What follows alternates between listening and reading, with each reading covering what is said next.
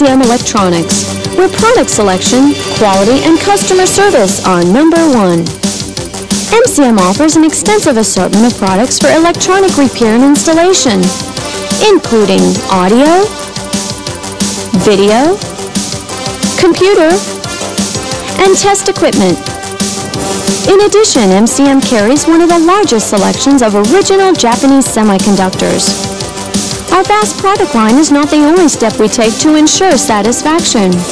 If technical advice is needed, our experienced technicians are always on hand. Your sales representative will enter your order and provide you with immediate information on all product availability. We then carefully package and double-check your shipment to be certain it arrives undamaged and on time. In most cases, your order ships within a speedy 24 hours. Remember, for value-added products and fast, reliable service, call MCM Electronics.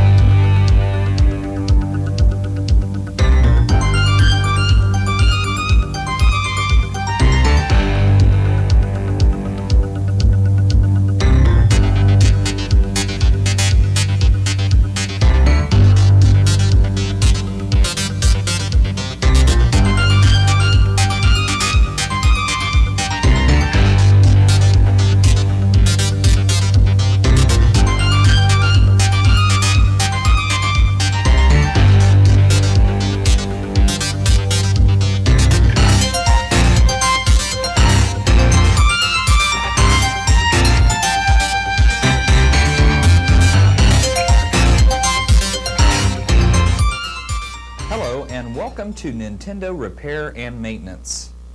In this presentation, we will approach several common Nintendo Entertainment System problems and present to you the most likely solution to correct it.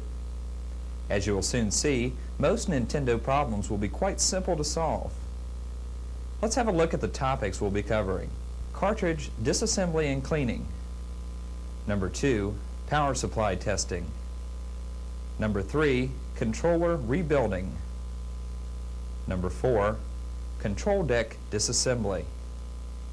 Number 5, brazing or cleaning the 72-pin connector. Number 6, replacing the 5-volt regulator and diode bridge. Number 7, testing and replacing the RF modulator. And finally, number 8, control deck reassembly. Before we begin, please take note of the following precautions and suggestions. Before opening the Nintendo console, make certain that the power is disconnected. It is also a good practice to disconnect all other cables as well. Many internal components of the NES are static sensitive. Before removing the cover, make sure that your work area and your body is static free.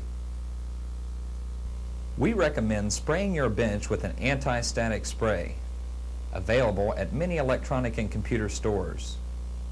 Anti-static straps can be worn around the wrist or ankle and then attached to a ground source, such as a water pipe. Our first item of interest will be disassembly and cleaning of a cartridge. A cartridge with dirty contacts may not work at all or work erratically. Typically, when you power up the console, garbage will be displayed on the screen, or sometimes nothing will be displayed, and the power light will be flashing. Here's a look at the tools and supplies we'll need. Some burnishing fluid, a burnishing tool for cleaning the contacts, a star driver tool or similar device for removing the screws on the back of the cartridge, and a cordless screwdriver can be handy. Opening the cartridge is actually quite simple. On the back of the cartridge you'll notice 3 screws, 1, 2, and 3. Using the star driver tool, loosen all 3, but don't remove them.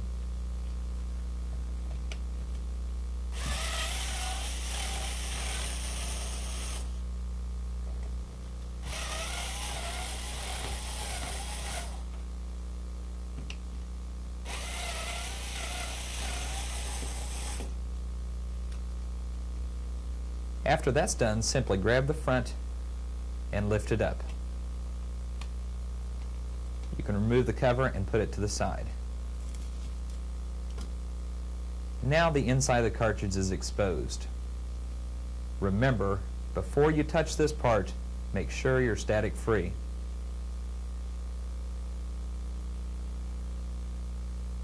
You'll notice some contacts on the front here, and some contacts on the other side as well. These contacts oxidize and need cleaned. Looking at a close-up view of the contacts, you'll notice some oxidation and dirty surface area here along the bottom. This dirt is what causes all of the problems. Take your burnishing tool and dip it into the solution. Using a gentle motion and light pressure, clean all of the contacts.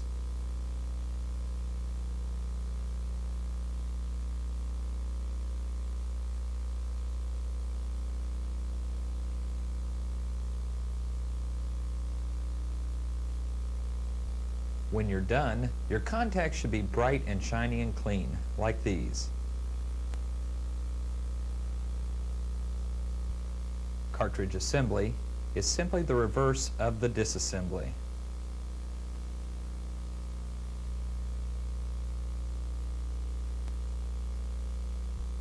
We'll now take a quick look at the power pack. Obviously, a dead power pack would produce no video output and no illuminated power LED. When a meter is placed on the coaxial plug of the power pack, the pack should output 9 volts AC, plus or minus about 1 volt. When the controllers begin to wear, erratic operation will result. The buttons may stop working altogether, or you may have to push them with extra force to get them to work. This is a common indication that the pads inside the controller are wearing out and need replaced. These pads are available from many distributors at a nominal cost. After obtaining the kit of replacement pads, the process is quite simple. Turn the controller over, and you'll notice 6 small Phillips head screws.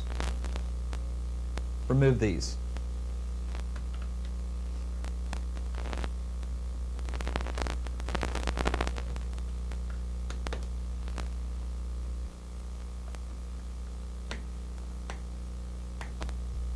After the screws are removed, simply lift off the back cover.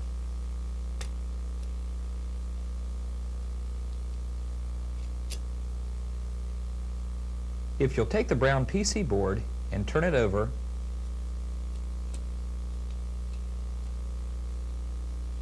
you'll expose the pads. At this point, simply lift out the old pad and replace it with a new one at a time.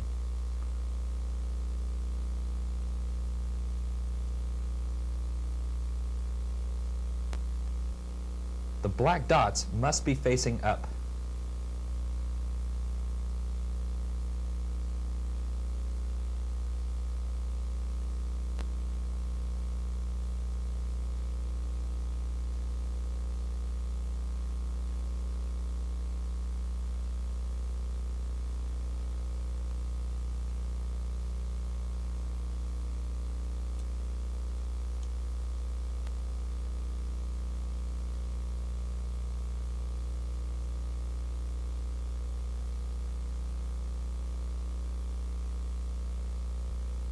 When your pads are in place, replace the circuit board, taking care not to pinch any of the soft rubber parts.